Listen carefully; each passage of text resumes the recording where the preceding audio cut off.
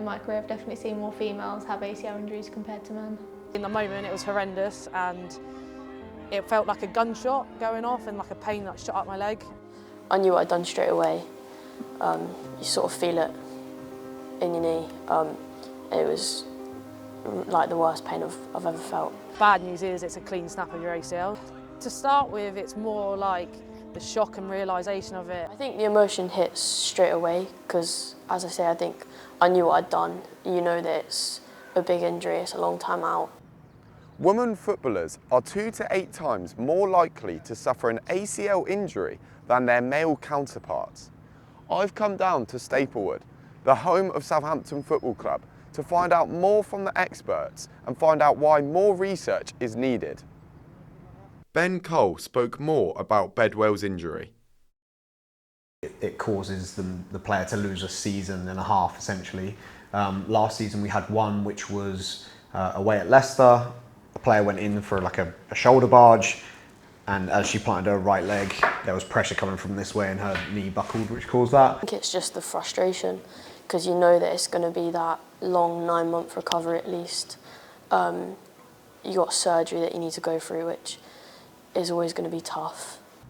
How committed and how serious and how dedicated these players are towards their long-term, hopefully, ambition of becoming a professional footballer, it massively disrupts that progress. And even though an injury she might only be out for 6 months, it'll then take her another 6 months to get back into full fitness.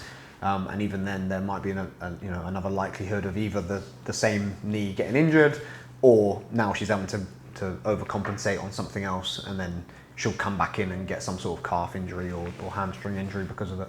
Football is my escape. I mean, I'm a PE teacher, so it can be a very active job as well. So me not being able to teach, me not being able to go and play football, it literally took everything away from me, and football was my life, and it still is my life. So it almost felt like you had no purpose. Strips that release from you. Amelia Lee told us about the recovery process. Recovery for an ACL can range anywhere between like 9 to 12 months, I'd say. 9 is like a really quick recovery, can be 12, even 13 months. A lot of it will depend on how quickly you have surgery for ACL injuries. A lot of people have to have reconstruction. The earlier you get that, the better, because then you can kind of build up afterwards. After you have the surgery, there's a period of kind of rest. The first thing is trying to get like extension back into the knee, range of motion, and then you're slowly building up like strength, stability, mobility around the joint, and then it kind of goes into can they jump, can they squat, and then slowly progressing onto pitch, straight line running, bit of change direction, bit of curve running, non-contact, contact. So it's a very long process. There's a lot of like details to it. From my point of view, with S&C, it's kind of the back end like return to play section that I do. The first kind of 6 to 8 months, I say, is majority medical stuff, and then although I'd be involved in it, it's like the back end that would be kind of my bit. So that's making sure that they're ready to go into training as they were before they did the injury, or even better. So yeah, making sure they can cut, they can change direction, they're at their top speed they were pre-injury, and that they're robust enough to go back into the game with no issues. I think the toughest for me was like the first week after the surgery, because you get injured initially and then you have to wait a couple of weeks for the surgery, and in those weeks you sort of start feeling a bit better within yourself and the injury, and the surgery feels like it just takes you straight back to nothing. You then you can't walk again. You have to have everybody, like, you can't do things for yourself. Like, how are you going to pour yourself a glass of milk if you can't carry it and things on crutches? Like, you then have to rely on so many people. And I think that stands out as, like, probably the toughest time for me. The difference between professional setups and semi-pro grassroots level setups is clear. I had a really good, obviously, support around me. Had sort of meetings with a psychologist there, make sure that obviously everything's going right with my mindset to get back onto the pitch, but also just during that rehab phase. We've got a real good support staff of physical performance coaches, so all the way from under 14 up to senior football, there's always going to be like an S&C or a physical performance coach overseeing the warm-up, overseeing like the first exercises, making sure that they're prepared to then go in fully to a football session.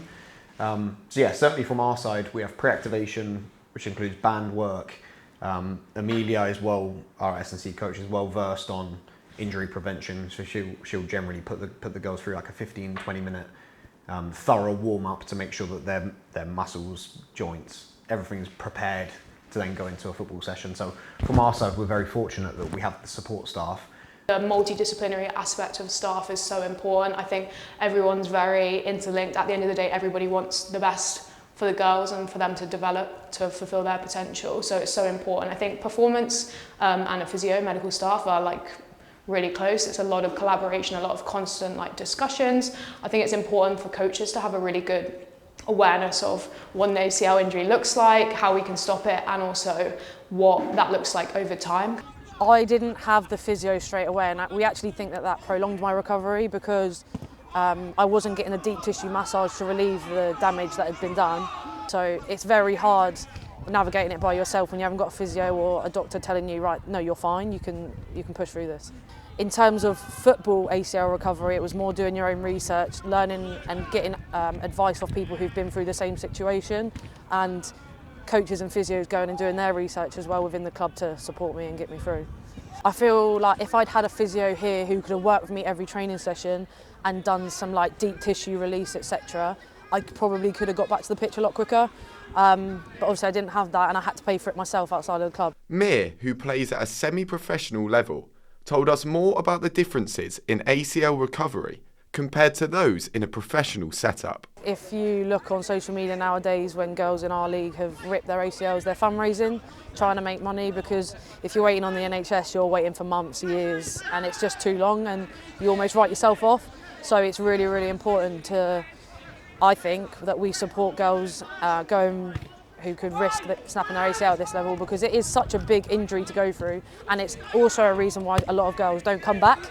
Why should someone in our league not get the support that a professional's getting? Because we all love football the same, and you don't know where we could go in the future. But most importantly, why do female players get more ACL injuries compared to male footballers? Could be due to a number of factors. One of them is biomechanics of the female athlete having wider hips, increases something called a Q angle, which puts different pressures on the knees. There's looks into boots and stud placement to see if that has any effect. I would say the conditioning they get from a young age is probably different to a male footballer. They get exposed to things later, and probably the quality of training they get is different. And probably hormonal changes as well to do with the menstrual cycle. There are differences in the anatomy between males and females, and that's the actual angle between where the knee and the hip lives. Also, from a muscular point of view, male athletes have much stronger muscles around the knee, which stabilise the knee, so they're less, they're less prone to those injuries. There's something about the way the dynamics about how females run and the angles they run that might predispose themselves to injury as well. There's also some research in terms of hormonal changes or differences between males and females, in that both relaxin and estrogen can actually affect the laxity of ligaments and also collagen formation. So that, whereas there's a lot of more research that needs to be done in that area, that is also another risk factor in terms of increased levels of injury. Physically, there's like a lot of like anatomical differences between males and females, which is why there is a much greater risk. I think one of the main things is like women are very like quad dominant, which can like increase ACL risk. Sometimes have more like knee valgus, so knees pointing in. Boots are not made for women to wear. Unfortunately, there's still a lot of alterations that need to be done to the male boot to make them really like appropriate and safe for a female. Also, the like pelvis angle for a woman, the Q angle, is a lot bigger. So like when they're change direction, turning, it's a lot more like force going through the joints, which is why we see them a lot more than in the men's game.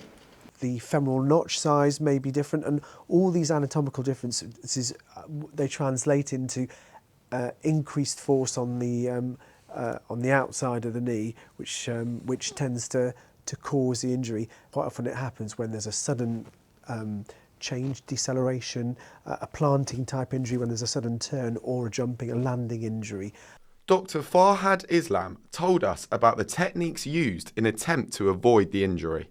Prevention type techniques are to strengthen preferentially the hamstring muscles. So there are particular programs, and FIFA run one of them, FIFA Pro 11, which aim at looking at techniques to overcome those anatomical differences, the muscle differences, and the techniques that you use in terms of running and turning, so that you're able to overcome those. Despite the current expertise, the message is clear. Because most of the research is on male athletes, and that's why it's going to take time to get this data, but certainly more research is required.